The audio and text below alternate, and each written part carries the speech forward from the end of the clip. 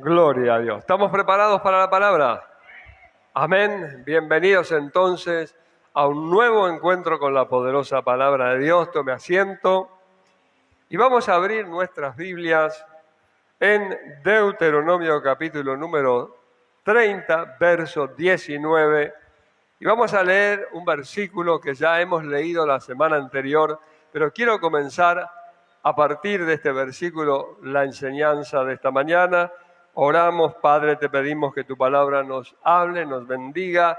Señor, que a través de ella seamos edificados todos los que aquí estamos reunidos y todos aquellos que puedan estar en el vivo, en el directo, aquellos que se conectarán en la repetición, allí donde se encuentren, tócalos y bendícelos con tu poderosa palabra en el nombre de Jesucristo. Amén y amén. Damos un buen aplauso al Señor.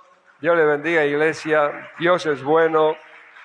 Y dice así su poderosa palabra: a los cielos y a la tierra llamo por testigos hoy contra vosotros, que os he puesto delante la vida y la muerte, la bendición y la maldición.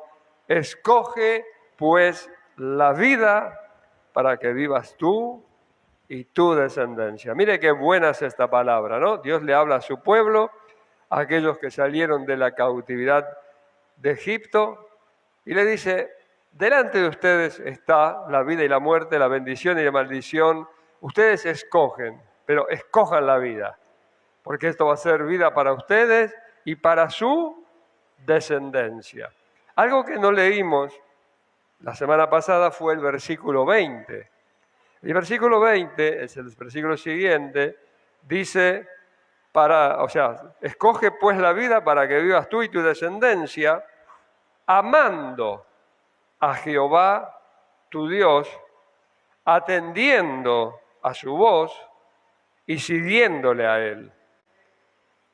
Porque Él es vida para ti y prolongación de tus días, a fin de que habites sobre la tierra que juró Jehová a tus padres, Abraham, Isaac y Jacob, que les había de dar. O sea que hay ciertas condiciones. Escojamos a Dios, ¿no? Pero también, ¿qué dice acá? Amándolo, atendiendo a su voz, siguiéndolo, haciendo su voluntad.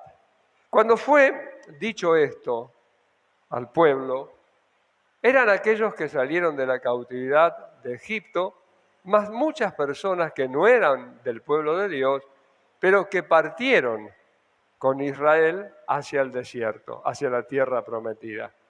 Y ellos recibieron esta palabra.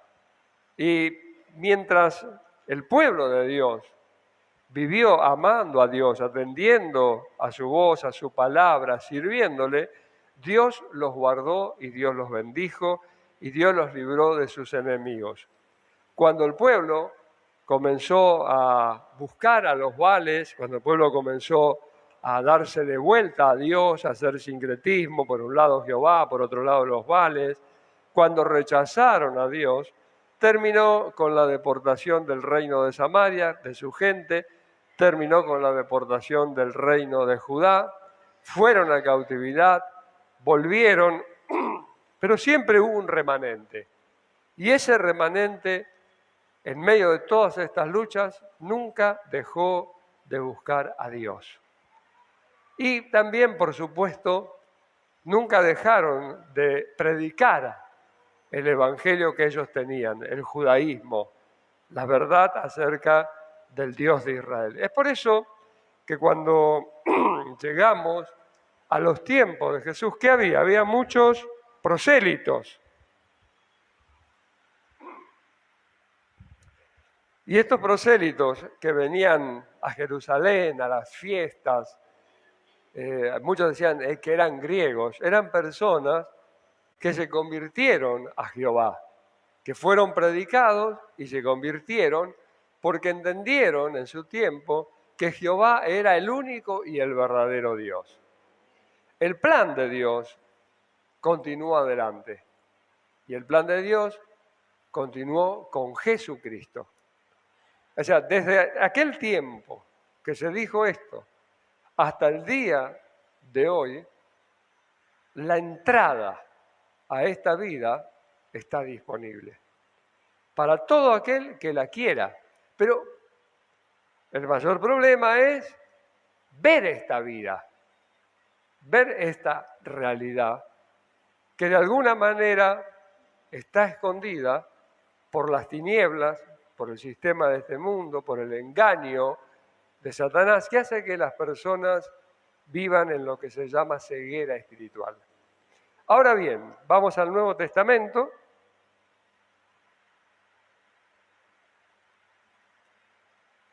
Capítulo 3 de San Juan, cuarto Evangelio,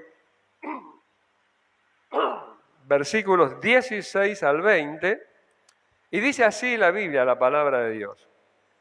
Porque de tal manera amó Dios al mundo, que ha dado a su Hijo unigénito, para que todo aquel que en Él cree no se pierda, mas tenga vida eterna.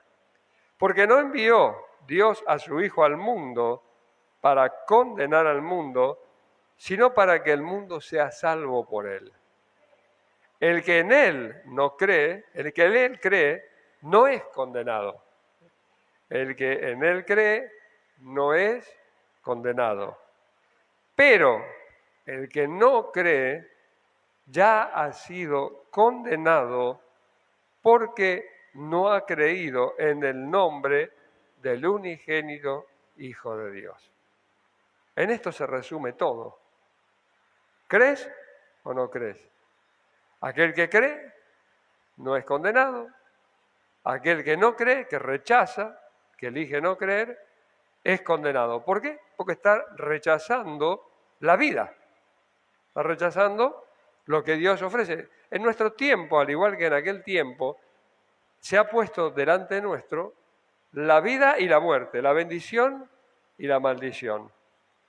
Y hoy en día escoger la vida es escoger a Jesucristo.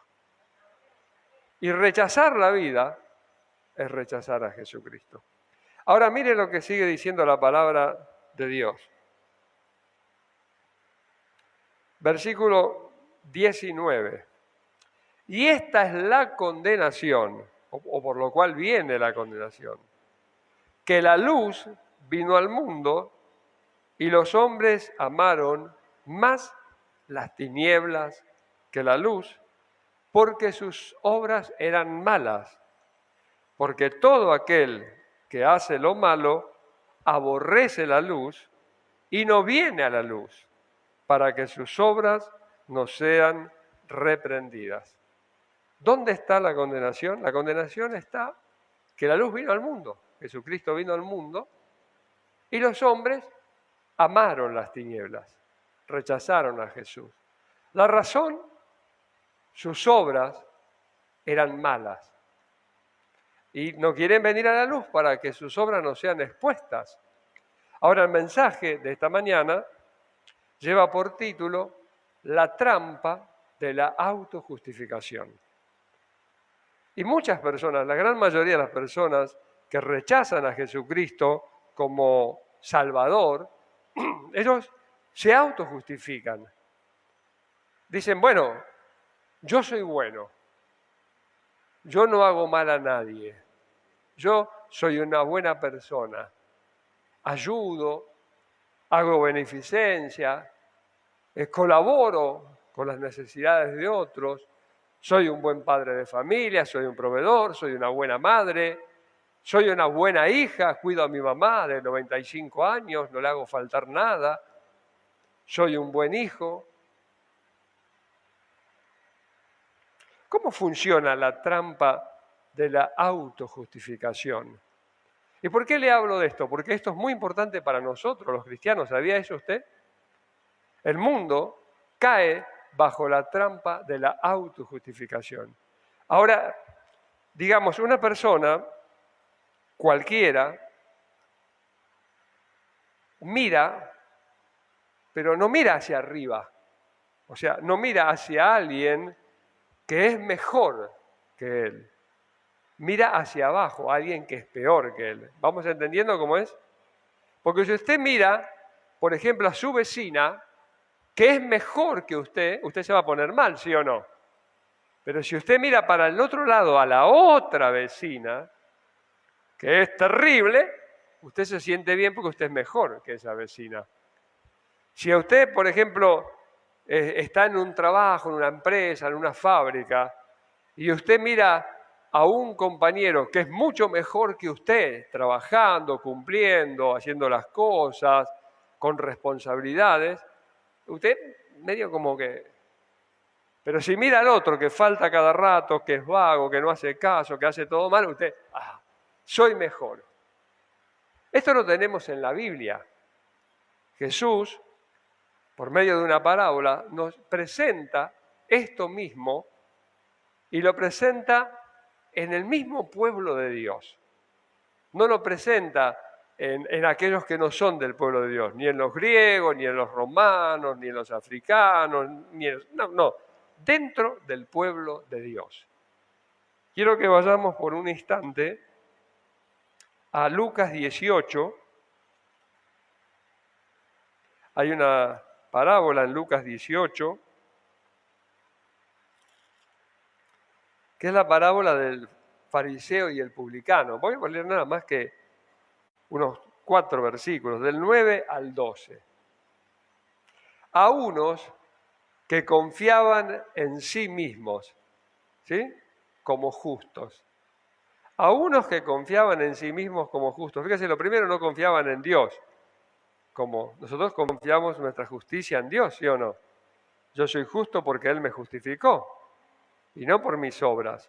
A unos que confiaban en sí mismos como justos y menospreciaban a los otros,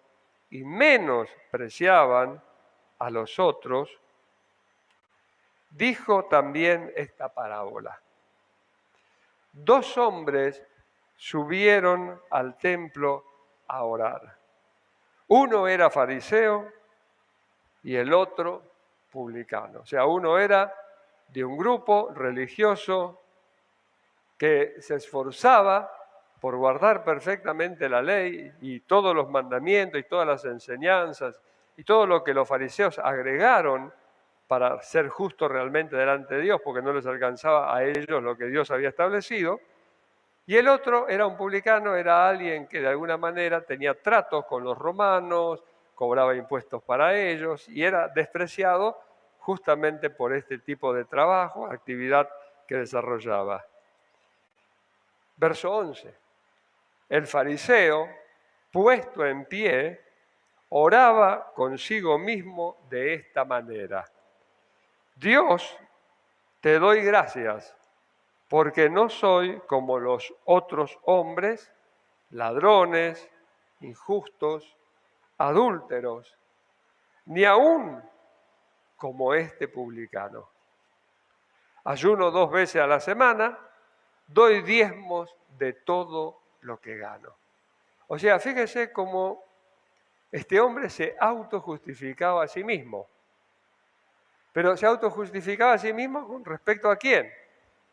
Al publicano, al cual despreciaban por la vida que llevaba y por las cosas que hacía, y lo llamaban pecador justamente por esto. Y esto de la autojustificación, mirando al que está un poquito más abajo con nosotros, está en todos los escalafones de la vida, en todos los órdenes, en los negocios, en la política, en las relaciones familiares, matrimoniales, en el trato con la vida, está en todos lados. Y entonces, claro, uno mira un poquito hacia abajo y uno dice, en realidad yo soy mejor, pues yo no adultero. O yo soy mejor porque yo no me emborracho, yo soy mejor porque no me drogo, yo soy mejor porque no robo, no ando en cosas raras, yo soy mejor porque no maldigo.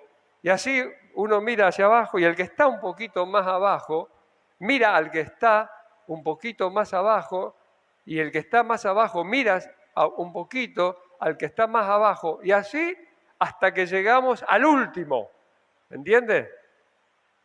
Y el último ya no puede mirar nada, pero hasta que llegamos al último siempre vamos a tratar de encontrar a alguien peor para de alguna manera decir, soy mejor, ¿sí o no?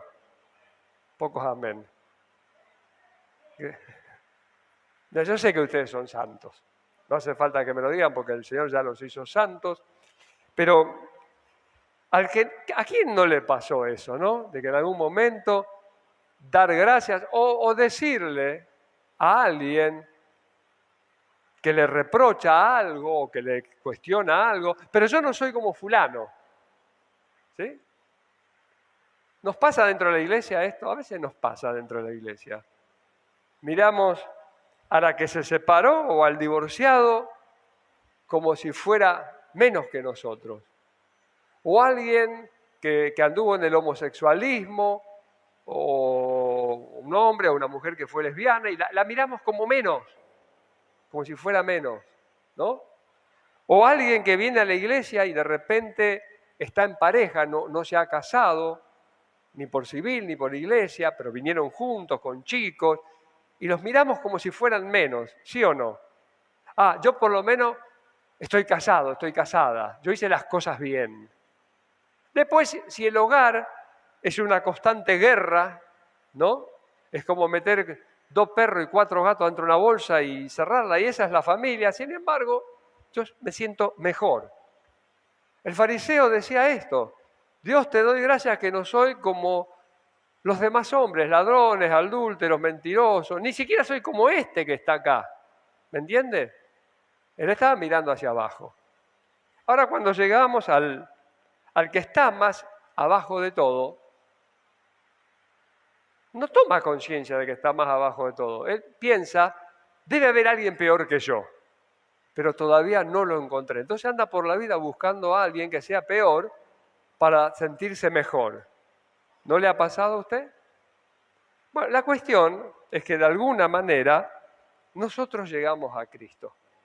Y esta trampa de la autojustificación que funciona en el mundo en el cual vivimos, se nos mete a nosotros también en la iglesia. ¿Por qué le hablo de esto? Porque es importante.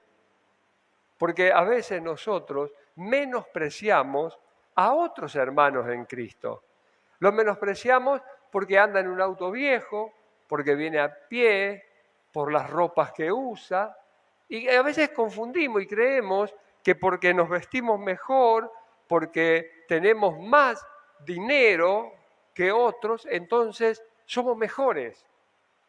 Y Dios nos ama más y por eso Dios nos da más. Pero no se olvide que Lázaro, que estaba lleno de llagas y pasaba hambre, fue al seno de Abraham. Y el rico, que vestía espléndidamente ropas lujosas, hacía fiestas suntuosas, terminó en el Hades, en el Seol, ¿sí o no?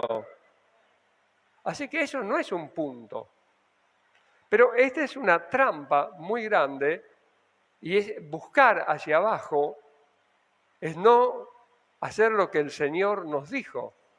Y el Señor nos dijo, a través de su palabra, que si nosotros nos examináramos a nosotros mismos, no seríamos juzgados ni condenados, ¿sí o no? ¿Sí? Es así, es mirarme a mí. Ahora, si vamos al Viejo Testamento, Isaías, libro del profeta Isaías, en el capítulo número 64 y verso 6, Isaías vio a Jehová, vio la gloria de Dios en el templo, y cuando vio la gloria de Dios, eso está en el capítulo 6 de Isaías, dijo, ay de mí, que siendo hombre inmundo, de labios inmundos, que vive en medio de un pueblo inmundo, mis ojos han visto al Rey, a Jehová. Él reconoce su error. Pero en el capítulo 64 y verso número 6, él va mucho más adelante. Y habla no solamente de él, sino del pueblo, de los judíos, del pueblo de Dios. Dice, si bien todos nosotros somos como suciedad y todas nuestras justicias como trapo de inmundicia. Si bien todos nosotros somos como suciedad y todas nuestras justicias como trapo de inmundicia, y caímos todos nosotros como la hoja, y nuestras maldades nos llevaron como viento. ¡Wow! ¡Qué tremendo!, ¿sí o no? ¿Cómo Él ve la realidad? Y quizás alguno hoy escuchando esto, yo me ofendo. Yo no soy una cosa llena de inmundicias porque Cristo ya me limpió. O mis obras no son como trapo de inmundicia. Pero, ¿qué estamos hablando hasta ahora? De nivelar para abajo, ¿sí o no? Y al nivelar para abajo, vamos a encontrar al otro que es más inmundo, que es más trapo de inmundicia, que es más roñoso, que es más pecador, que es más malo, que es más desobediente. Pero Isaías, él no mira hacia abajo, él mira hacia arriba. Diga, ¿hacia dónde? Hacia arriba. Entonces, él mira hacia arriba y él tiene una visión de Dios, ¿no? Esa visión cuando ve a Jehová el Señor sentado en un trono alto y sublime, y entonces los ángeles ahí cantando, los serafines, santo, santo, santo. Y él ve todo esto y se ve a sí mismo y él ve su suciedad. La única forma de reconocer lo que somos es mirar hacia Dios, es mirar hacia Jesús. Y esto no se lo digo para que usted se sienta mal, sino para que usted tome conciencia con quién usted tiene que compararse, con quién yo tengo que compararme. No es, yo soy mejor que aquel pastor, yo soy mejor que aquella pastora, yo soy mejor que aquel líder, yo soy mejor que aquel hermano, que aquella hermana, yo soy mejor. En nuestra iglesia nosotros somos mejores porque somos los que tenemos la santísima, recontra santa doctrina y la practicamos y bla, bla, bla. Esto es, miren, dentro de las iglesias, las denominaciones, nosotros somos mejores que ellos porque nosotros creemos en los dones, porque ellos creen en cosas que no son y estamos discutiendo estas pavadas cuando en realidad cada uno de nosotros tenemos que mirar hacia arriba. Hacia el Señor. Alguien diga gloria a Dios en esta mañana. Usted sabe el dicho del cura, ¿no? Que dicen que se lo atribuyen a los curas. Haz lo que yo digo y no lo que yo hago. ¡Wow! Eso es fácil, ¿no? Haz lo que yo digo, pero no lo que yo hago. Pero Pablo, hablando en una de sus cartas, escribiendo a sus discípulos, a los que habían creído, les dice: sed imitadores de mí, y aclara, como yo de Cristo. Por eso no te confundas, ser imitador de tu pastor. No, imitar lo bueno, sí, pero sed imitador de tu pastor o de tu pastora. Lo bueno, en cierta forma está bien si imitas lo bueno, pero el modelo sigue siendo Jesús, ¿sí o no? La luz vino al mundo y los hombres amaron más las tinieblas. ¿Y puedo meter un poquito el dedito en la llaga? ¿A quién de ustedes les gusta que le marque sus defectos? Nadie, ¿verdad? No te gusta. ¡Qué terrible que te digan, ese hombre eres tú, esa mujer eres tú, como le dijeron a David! Pero alguien que te ama, un amigo, una amiga, tu propio cónyuge, tu hijo, tu hija. O vos le decías a tu hijo: mirá, eso que estás haciendo está mal. Ya querés defenderte, ¿sí o no? No, o justificarte. Bueno, lo que pasa es que, en vez de decir, gracias por decírmelo. Y a veces le decimos, no, pasa que te estoy cuidando. No, yo me cuido solo, así te va. Por eso Dios nos dio el Espíritu Santo. Para eso Dios nos dio el Espíritu Santo. Tenemos la ventaja, mire, los del Viejo Testamento tenían la ley y los profetas, pero el Espíritu Santo no habitaba dentro de ellos. En algún profeta, en algún rey descendía, era como descender, era, por ejemplo, supongamos que usted, en vez de ser un ser humano, sea un reproductor MP3. Y entonces Dios mete adentro suyo un pendrive, le da play, y usted toca la música o habla lo que diga. Era así. El Espíritu de Dios venía, ellos hablaban, y el Espíritu de Dios se iba. Pero en el caso nuestro, de los creyentes en Cristo, el Espíritu Santo vino a nosotros para morar dentro nuestro. ¿Para qué? Para ayudarnos desde adentro. Alguien diga gloria a Dios. Por eso la Biblia habla de no contristar al Espíritu, no apagar al Espíritu, ¿no? ¿Cómo se apaga el Espíritu? Ignorándolo, no dejando que el Espíritu esté manifestado. Y a veces hay un error, uno piensa que esto de estar en el Espíritu es sentir temblores, fueguito, calorcito, revolcarse un poco, llorar, hablar un poco en lengua. Sí, eso todo tiene que ver con el Espíritu. Pero también el Espíritu habla como si fuera un silbo apacible y nos revela, ¿no? Nuestros errores, nuestros defectos, cuando no estamos dispuestos a escuchar. Porque claro, es fácil ver al vecino, a la vecina, al compañero que hace lo malo. Lo difícil es ver lo malo en nosotros mismos.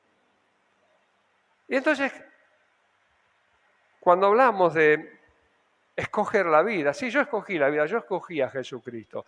Yo hice la oración de fe y lo recibí como mi Salvador, me estoy congregando todos los días, voy al culto, leo la Biblia, pero hay algo más. Y ese algo más tiene que ver con examinarnos y con ir mejorando en el día a día. No para ser salvos, ya somos salvos, sino para llevar fruto, para que nuestro fruto sea abundante. Y muchas veces no nos damos cuenta. Hoy a la tarde voy a estar ministrando nuevamente sobre el tema de las maldiciones. Pero a veces cuando uno observa a ciertas personas, usted ve las personas así, y usted mira a la mamá y dice, como la mamá, o como el papá, o como los abuelos. Y parece que no, pero es como algo que se va perpetuando, que tiene que ver con la forma de hablar. Alguien que, por ejemplo, boca sucia, ¿no?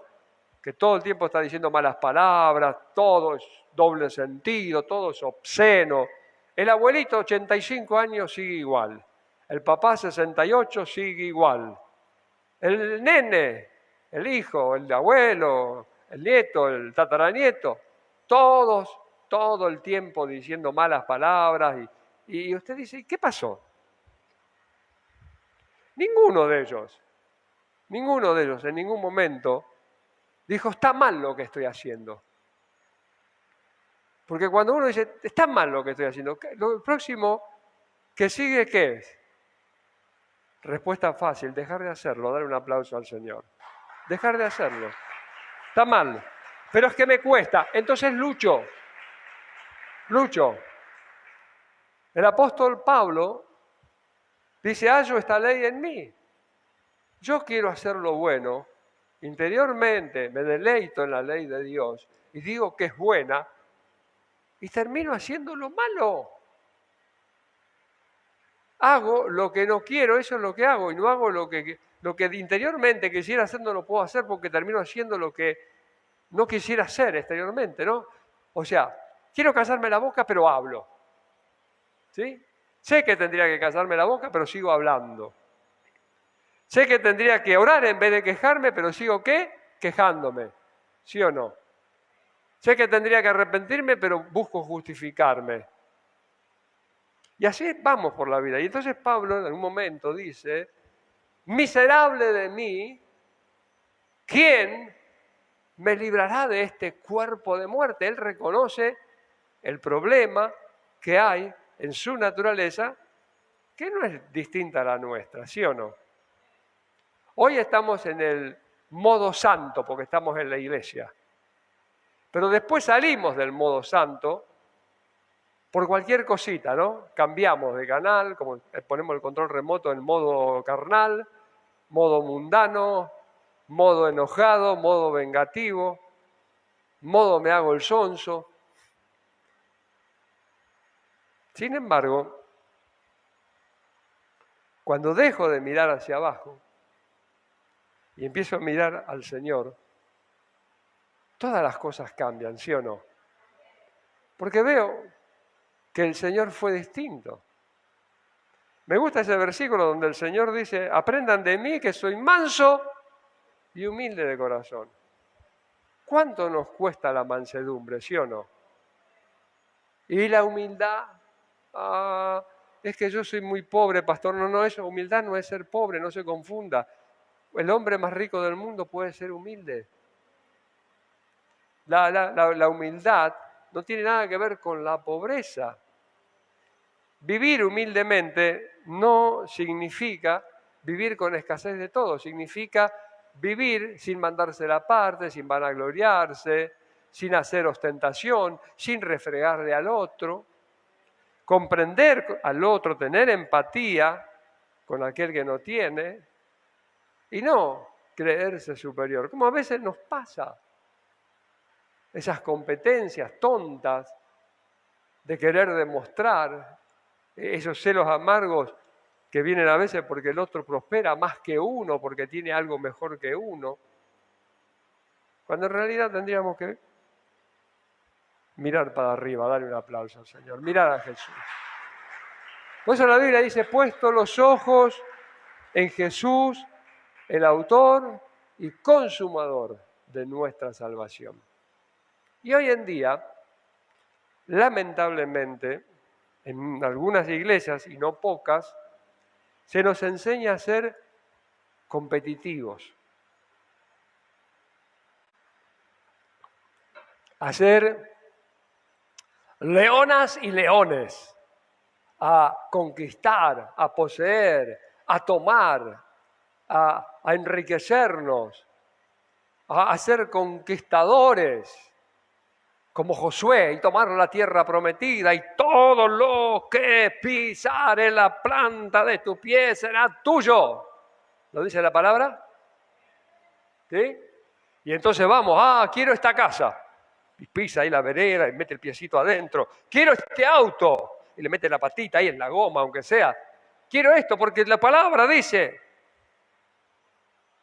Pregunto, ¿y cuando caminamos en inmundicia y pisamos la inmundicia, no se nos añade?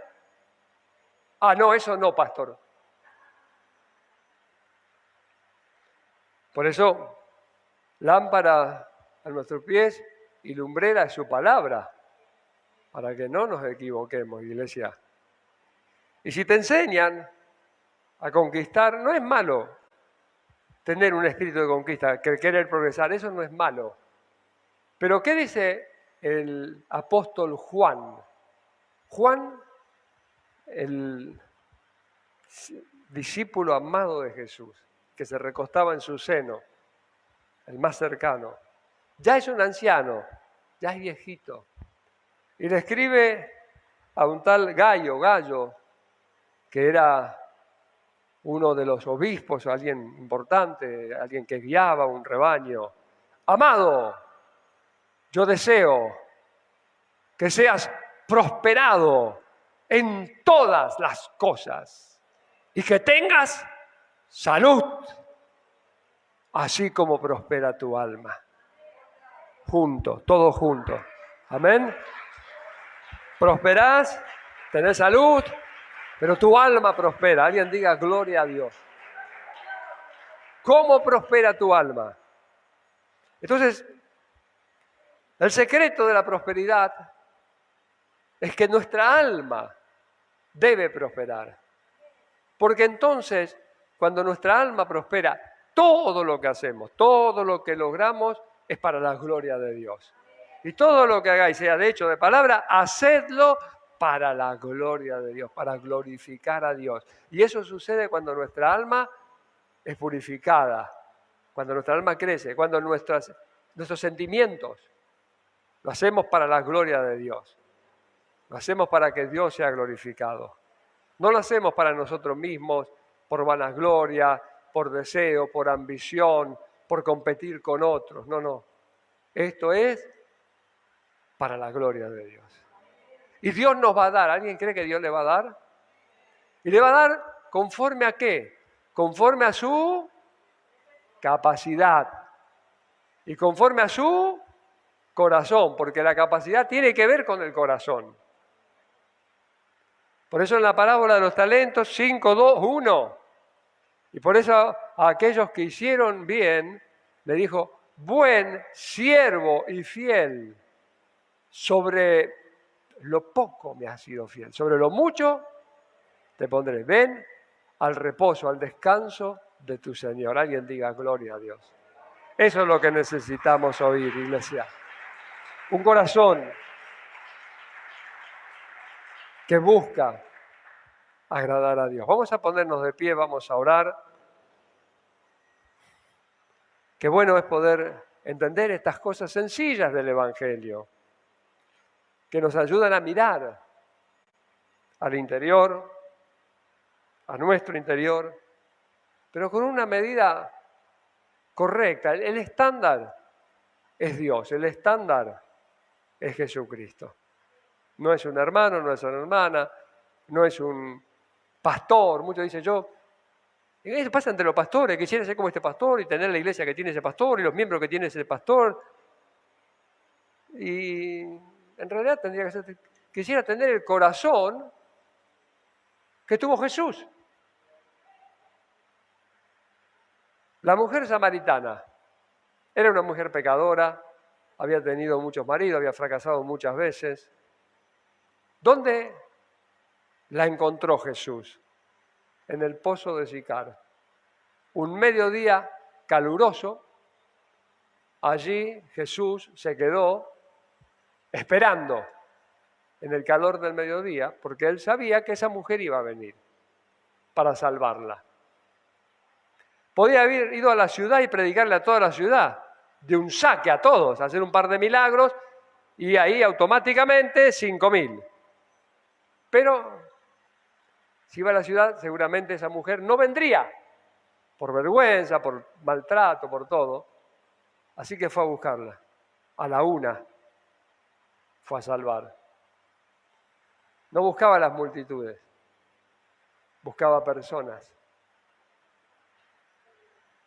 Las cosas no han cambiado mucho. Si quieres, lo único que tienes que hacer es estudiar a Jesús, estudiar su vida, su comportamiento. Y ya ahí vas a sacar mucho como para ir cambiando. Oramos. Padre, ayúdanos, te lo pedimos en el nombre poderoso de Jesús. Señor, que hagas misericordia con cada uno de nosotros. Los que hoy estamos aquí reunidos en esta tu casa, Señor, aquellos que nos están viendo por las redes, aquellos que nos verán. Señor, sabemos que esto de la trampa de la autojustificación funciona en el mundo, pero también, Señor, dentro de tu iglesia, de tu pueblo, también, Señor. También caemos en esta trampa, en este engaño, de porque somos mejores que algunos otros ya es suficiente. Pero, Señor Jesús, tú eres el modelo. Tú eres nuestro modelo. Así como Isaías pudo ver la gloria del Padre, de Jehová de los ejércitos en el templo, su santidad, esos ángeles serafines, esa proclamación de santo, santo, y reconocer que en medio de tanta gloria, tanta santidad, esas faldas tan largas de Jehová el Rey, de esa gloria, él pudo reconocer que era un hombre que habitaba en medio de un pueblo de labios inmundos, pero él también era un hombre de labios inmundos. Así que pudo reconocer que todas sus justicias eran de él y eran trapo de inmundicia delante de la santidad, delante de la gloria de Dios. Señor, ayúdanos a todos aquellos que hemos entrado al redil por Cristo Jesús, la puerta de las ovejas, a todos aquellos que estamos bajo el cuidado del buen pastor, nuestro Señor Jesús. Ayúdanos, Señor, a ver nuestros defectos, nuestros errores, nuestros horrores, Señor. Danos revelación por medio de tu Santo Espíritu que mora en nosotros. Háblanos, haznos ver, Señor, para que podamos limpiarnos de toda maldad, de toda injusticia, de toda impiedad. Para que podamos, Señor, vivir, desarrollarnos, ser los hombres, las mujeres que tú has planeado que seamos. Para que podamos cumplir tu propósito en esta vida y en esta tierra. Ayúdanos, Señor, a ser imitadores de Jesús. Ayúdanos a ver, Señor,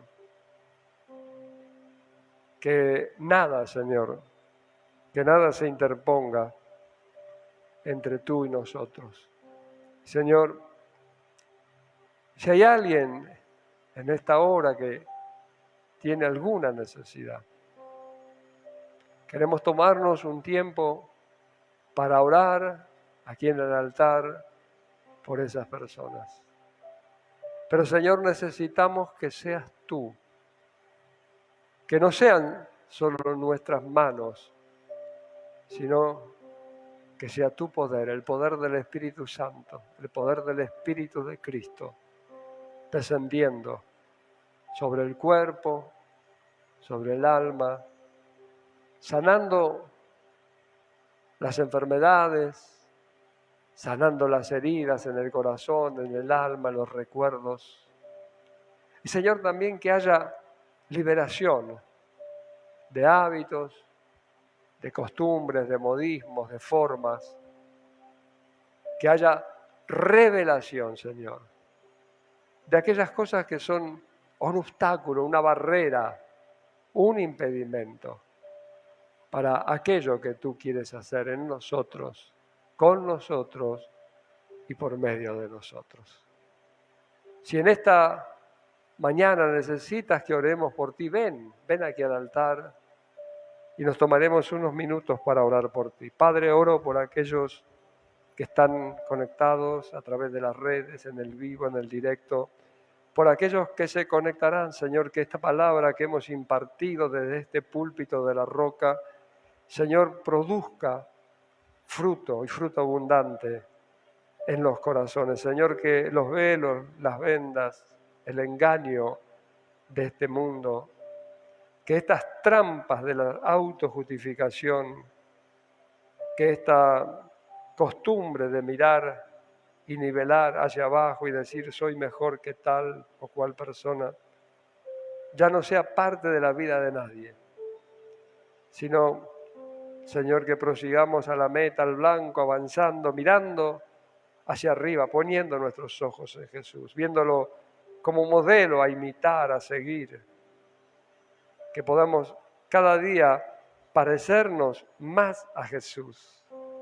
Pero ayúdanos, Señor, a conocerlo y que este lugar, este púlpito, Señor, sea siempre el lugar donde se predique tu palabra, tu verdad. No al hombre, no al humanismo, no a la psicología, sino tu santa palabra, porque ella tiene poder para traer al pecador al arrepentimiento. Ella tiene poder para traer salvación. Señor, oro por aquellos que semana tras semana nos siguen en las redes, pero no han tomado decisión por Cristo. Que puedan tomar decisión, que puedan venir a ti, que no se conformen con ser mejor que uno u otro, un vecino, o un pariente, o un cónyuge, o un hijo, o un padre, sino que puedan venir a la luz. Que se rompa, Señor, esta maldición, Señor, que pesa sobre los hombres, y, Señor, que sean libres para venir a Cristo, venir a la luz, a la verdad. Señor, las enfermedades ahora suelten los cuerpos y sean sanados por medio de tu poder. En el nombre de Jesús. Mientras adoramos al Señor, si lo necesitas, aquí estamos para orar por ti y por tu necesidad en el nombre de Jesús.